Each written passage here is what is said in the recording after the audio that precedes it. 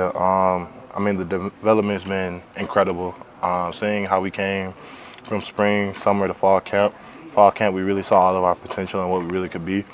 And just looking to become that on a more consistent basis is really what helped us out. And as far as the season goes, just every single day, every week, trying to get better and better to eventually to the point now where we're not done, but we definitely have made some major strides in our development. It's been amazing.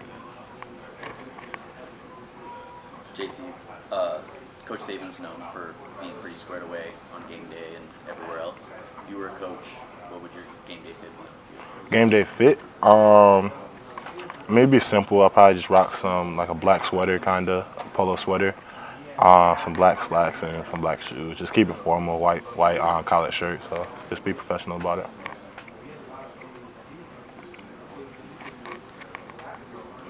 Again, you've been here for a while, about 20 minutes or so, and asked a lot of questions. What's one question you wish the media would ask you? One thing I wish they would ask me. I don't know. That's a great question. Could be your why. Yeah, I mean, I feel like, I'm just, I'm having a great time here, so I really haven't thought too much in depth about that on what I want to be asked. Just looking to represent my team in a great way. So. Booker said some of the guys went shopping. He said he didn't buy anything yet. He didn't want to blow all his money in the first day. Yeah. Have you had any fun experiences here so far? Bought anything? Yeah, no, I haven't bought anything yet. No, we were just going downtown, or I don't know if it's downtown or not. Rodeo Drive, I think it's called. Just enjoying that little walk, and then we ended up getting some food as a group. So it was a pretty cool experience. In terms of Jalen Milroe, close relationship, I'm sure, with yourself and him. What's it been like to see him kind of go on his personal journey from the start of the season to when he's at right now? Yeah, it's been amazing. Seeing him just grow and develop. I mean, I've known him since my freshman year, and the first time I got there, he was in the field house working out, just trying to be great, and having the receivers just throwing routes to, and yeah, so I seen that, and then obviously once the season's kind of started since freshman year, you kind of see where guys are at. You kind of see where guys are, put on the depth chart, and seeing his developmental stages from freshman year to sophomore year. Obviously, he got in his sophomore year, A&M in the Arkansas game, and then seeing that, then to now where he's had an amazing year, and obviously he's had some adversity hit. But he's taking it on the chin, full stride, and he's been a really great leader about it, really great person about it, and he's still finding ways to improve. So. Is there a favorite Jalen Milroe story that you could share? It can either be on the field or off the field. On the field, it was when he had won it was like some weekly award, and I congratulated him on it, and he just told us like, let's get focused to Kentucky. And that was Saban was kind of preaching. That was a really big rap poison game. I think previously we just beat Tennessee and LSU, and he won an award the LSU week for his performance then. So, but yeah, just congratulating him on that. He was already locked in on Kentucky, so I really respect that kind of mindset of him not even dwelling on. Most guys would be like, man, we just beat Tennessee and LSU. People thought we wouldn't beat them, and we got Kentucky. This shouldn't be a big deal. We'll handle them easily. But he was already locked in as if we were playing Georgia. So, yeah, I really respect that. Has film study this year been a little bit different when it comes to Michigan? Isaiah told us that you guys aren't allowed to take the tablets home. Yeah, I mean, not really. If anything, I feel like it's been better. You got to be really locked in and intricate about the details of how you watch film.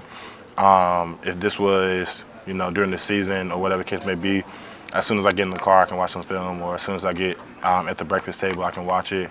When I'm at home, I can watch it, but obviously we can't. So when you get the chance to, sit down in the meeting room and turn on the film and turn on the tape, you're really paying attention to every little detail 10 times more because you can't do it later. So I don't want to say it's a do or die situation, but that's how dire the situation is. So we take it a lot serious. Is that like to guard against Michigan from acquiring that film or something? Just being more intricate and being more precautious with our work to understand that we just don't want to take any chances. So, Is that something you guys are worried about? Sign stealing? not really. I mean, we're focused on playing the game. So, I mean, I don't think it really is something I'm concerned about. So. Is it something you followed closely? It obviously came out back in October. Yeah, nah, I mean, someone asked me that earlier. I mean, back in October, we previously just lost to Texas. I think we were dropping in the rankings, maybe potentially out of the top 10. And yeah, we were focused on solely how can we get better, what can we do to be better. So we weren't really worried about the situation that they had going on. So. Do you think you've been watching less film overall after this change? Nah, definitely not. Yeah, I mean, since we started this, since we knew we were playing them and we've been watching film together, it's been an hour and a half at a time that we watched film. I mean, yesterday, I think we watched film for, like, after practice, just on our own for an extra hour or two, just to really get a gauge on what we're going on. We watched a couple games as a group. We'll do that every day leading up into the game. So, I mean, like I said, if anything, it brings us all closer together because we have to do it as a group. Or, I mean, you can do it individually, but you prefer to watch it with your teammates to understand as a group, like, what's going on so you can see everything at the same time. First 13 games, it's a week-by-week thing. It's Saturday, Saturday, Saturday. Now you've had a month off since that Georgia game. Obviously, it's good to get healthy and have rest. Is there any kind of other challenges about having to wait a month to play a game like this? I mean, yeah, the game experience. You're waiting a month to play one of the biggest games. That's a pretty big deal. It's kind of crazy to me to think that 4 weeks are going by and we're not playing. So, yeah, you got to be real cautious of what you do. You got to make sure you're not celebrating nothing at all. People, they say an alligator is easy to kill once it gets its prey, and because it's satisfied. So that's the easiest time to kill it because it just finishes prey. And yeah, beating Georgia was a really big deal, but we can't be satisfied. We got to keep trying to be persistent and pushing forward and making sure that we're not done until the end. So yeah, this 4 weeks has been hard. But we just stay focused on day by day on how to get better and doing the same thing that got us here and just trying to increase it. Is there any player or position group on Michigan that really stands out to you? I think as a whole, Michigan has an amazing defense. I think you don't get that #1 ranking by coincidence. I think they're really physical. I think they got guys at great positions and they can really fly around and attack the ball. So as a group, I mean, I just think they do a really great job. What's your favorite thing you got for Christmas? Booker said it was his mom's home cooking.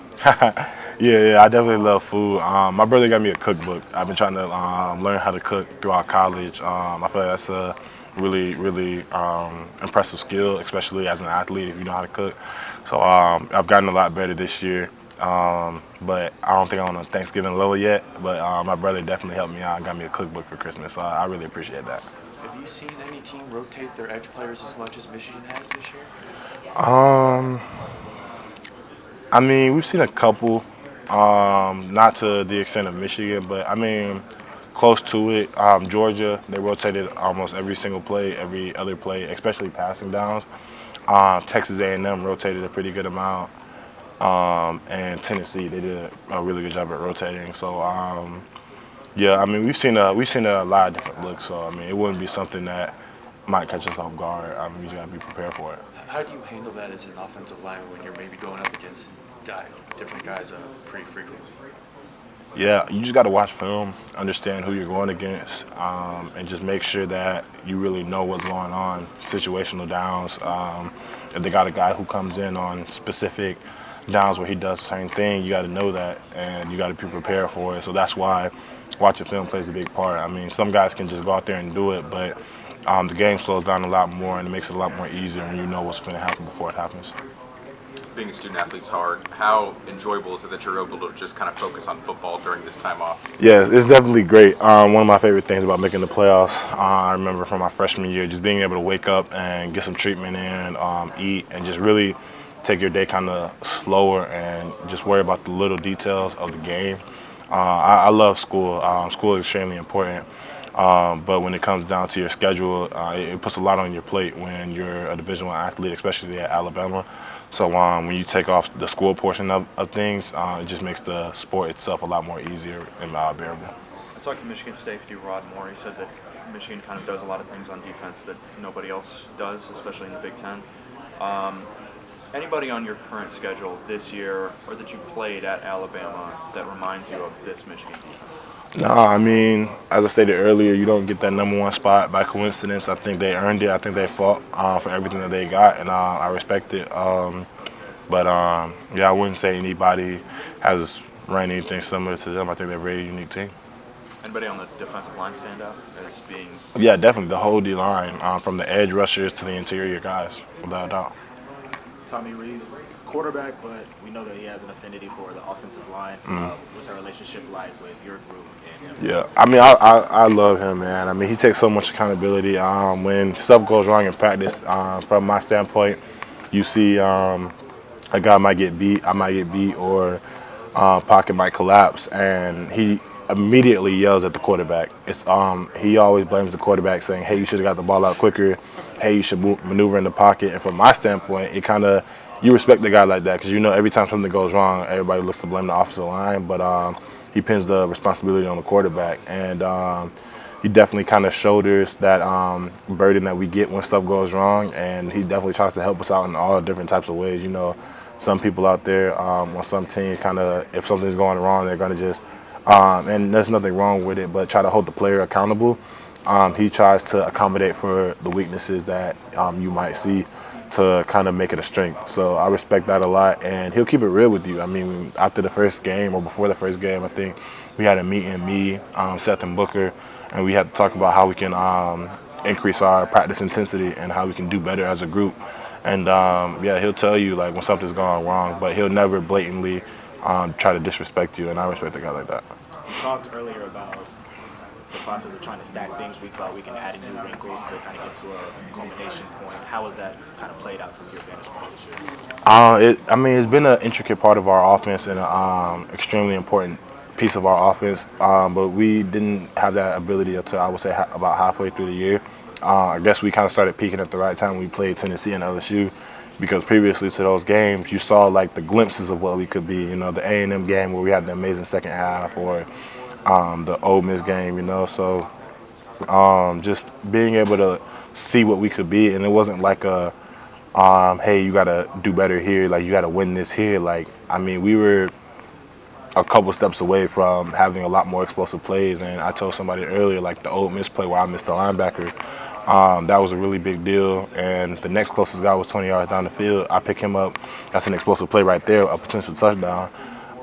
So, I mean, just little stuff like that to where we saw and we knew, because we do it in practice every day. We know, like, okay, if you come here and you have great technique, you'll make the play. And it wasn't like something that, like, oh, we need him to try to make the play. Like, we know we can make the play.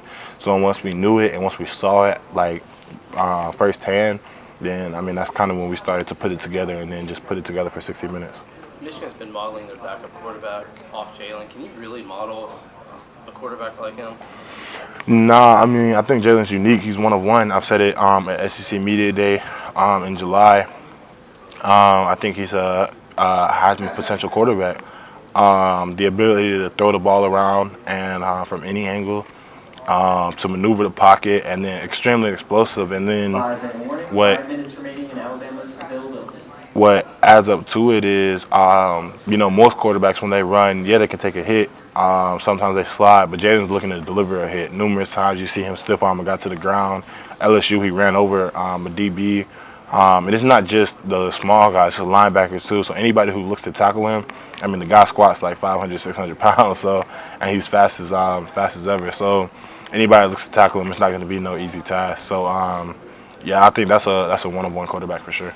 I know it's still full steam ahead, but to go from where you guys were earlier in the season with the sacks to kind of really dominating Georgia on the ball, has there been a moment kind of with you guys and Coach Wolford to kind of be appreciative and proud of all the progress you guys have made? Nah, I mean, that's when you get complacent, and that's a real dangerous emotion to have, because that's when you can get beat. We take it in. Yeah, we beat Georgia, 24-hour rule. You know, we watched the film, I think that following Monday. And, yeah, you'll let it be known, like, hey, you guys did a great job in this game. But, like, once the game's over, once you get done watching film, you move on from it. So you don't really look to kind of dwell in your success. So Jalen had to step in for one of the best quarterbacks in Alabama history. How's he been as a leader this year as a starter? Yeah, I mean, as I said earlier with the Lank motto, he's he's been a believer in himself, and even when everybody kind of wrote him off, even when guys thought he couldn't get the job done, especially after the A&M game last year, he's never gave up on himself. He's always been consistent, persistent, and just looking to overcome all obstacles in front of him. And he's kept God first, and he understood what he had to do to be great. And he's always been team first, and understanding what we have to do to be great. And I respect that a lot, and I know he probably has Bryce in his corner, who's kind of supporting him as well, and who's letting him know like what he could do better. And so I mean, I think he has all little intangibles to be great. When you guys step on the field Monday afternoon, what do you think the number one most important thing is to win the game? Protect the quarterback. I mean, if you protect the quarterback, it can get really dangerous just in any offense. Any offense that you play with, if you're able to protect the quarterback and give him time to make the throw, I mean, I think, anything will happen, especially with a quarterback like Jalen, who, like I said, is if nothing's open, he's going to make a run for it and make something happen. So, that's a really dangerous combination to have at quarterback, and if you just protect him and give him time, it's easier said than done, obviously, but it's definitely a critical point of the team from an offensive standpoint. Sounds like Jace is going to be back with you guys this week. How important is it that he's back in the offense and feeling healthy? Extremely. I mean, he's a vital part to our team. We have guys who can obviously play at running back who are extremely good as well. Just adding him to the mix just makes it even more dangerous. We've always believed in ourselves, so whether we play with him or without him, we know we'll always get the job done. But just adding a guy like him of his caliber would definitely make us more lethal and more of a threat. When you were younger, started playing football, obviously before you got the size you are, was there a different position that you kind of envisioned yourself playing when you were a kid? Yeah, I used to play D-line. And I was a DN. And then from like a rushing standpoint, it seemed like the nose was easier to get to the quarterback than the end because like he's right in front of him. So I asked to play nose, and they put me at nose, and I was getting so many sacks. They made a rule that I couldn't play nose no more. Like the league came together, was like, yeah, you can't play nose, like you can only play D end or whatever. So that's when I started playing that, and then it took off from there. I eventually went to IMG and then switched over to O-line, and everything's been working out great. What's your favorite thing about playing tackle? Protecting the quarterback. I feel like because I used to be a DN, so I always feel like a skilled player whenever I'm at O-line, just kind of getting into my pass set and blocking for the quarterback. It's physical, and I feel like a DB doing it. I mean, that's the most relatable position, You're in one-on-one space. You're going against a guy who's trying to get somewhere, and you're trying to hold him from doing it. So, you just feel like a DB when all that's going on because you're trying to make sure, you're trying to get somewhere, and I'm preventing it from happening. So. What was more satisfying, the feeling of getting a sack or the feeling of going through without allowing a sack? Oh, I think both are pretty. I might have to say the feeling of going without allowing a sack, because when you get a sack, you think about the other plays where you could have had a sack. You think, I almost had him there, I had a pressure there.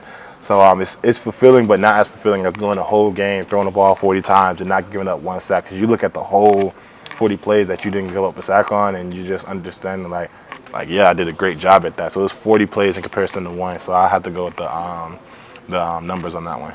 So. How do you think you stack up with Eboigbe and Jaheim if you were to be playing on the defensive line today? Bama offered me when I was a D lineman that little spring to summer when I was at IMG. That's all. I think about it from time to time. I'm 360 now, so I think about what would I be if I was a D line. I think about it'd be really dangerous to have, me, him, and Otis. Book was a D lineman too, so if I stayed at D line, he'd probably stay at D line. So all of us on D line, I think that's a extremely big defensive line. So I think about it from time to time. Awesome. Thanks, JC.